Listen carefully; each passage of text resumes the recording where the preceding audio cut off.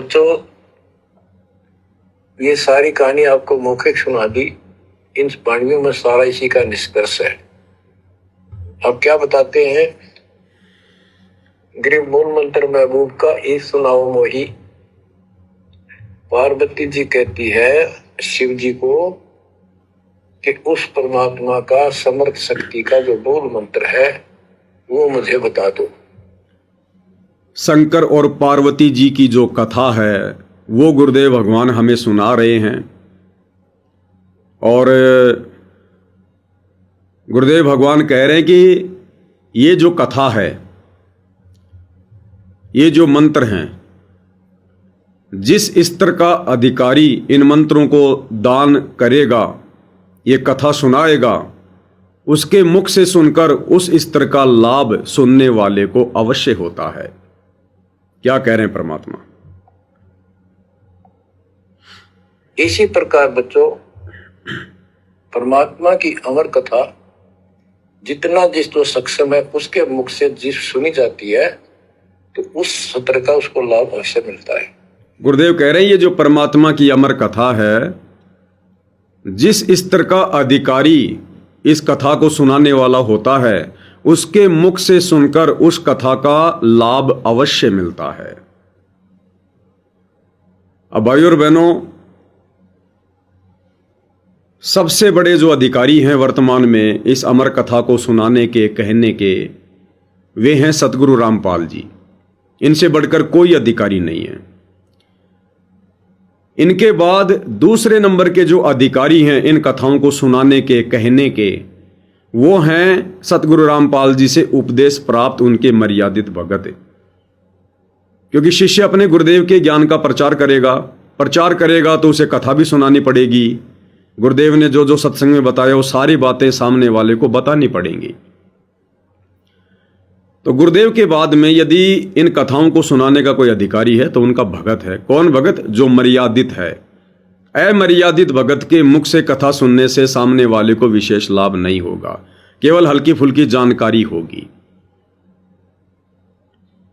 अब जिस स्तर का अधिकारी है उसके मुख से सुनने से तो लाभ होगा ही होगा, लेकिन भाइयों और बहनों ये निर्भर करेगा कि जो कथा सुनने वाला है वो कथा सुनने का अधिकारी है या नहीं है। सुनाने वाला तो पूरा अधिकारी है, लेकिन सुनने वाला भी अधिकारी है या नहीं है। जिस प्रकार चुंबक है, चुंबक का गुण है कि चुंबक लोहे को अपनी ओर आकर्षित करती है, ये उसमें गुण है।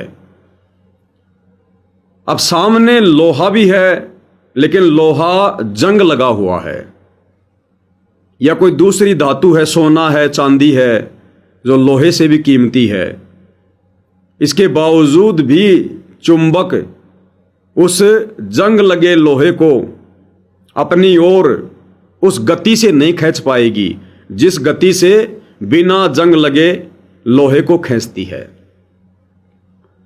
सामने सोना रखा है, लोहे से भी कीमती वस्तु है, लेकिन चुंबक लोहे को अपनी ओर नहीं खींच पाएगी, चांदी को, तांबे को अपनी ओर नहीं खींच पाएगी।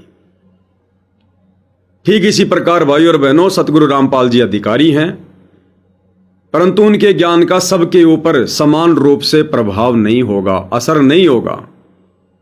सामने सुनने वाला भगत या उनका शिष्य जिस स्तर का अधिकारी है, जितनी मर्यादा में है, जितने कमजोर या बहुत अच्छे उसके भक्ति संस्कार हैं, उस आधार से सतगुरु की बातों का, सतगुरु की कथाओं का उस आत्मा के ऊपर असर होता है। उदाहरण के लिए सन 1994 से इन कथाओं को कहने के अधिकारी सतगुरु रामपाल जी इन कथाओं को बारंबार सुना रहे हैं, और इन कथाओं को बारंबार सुनकर भी, उनकी बहुत नजदीक से संगति करके भी,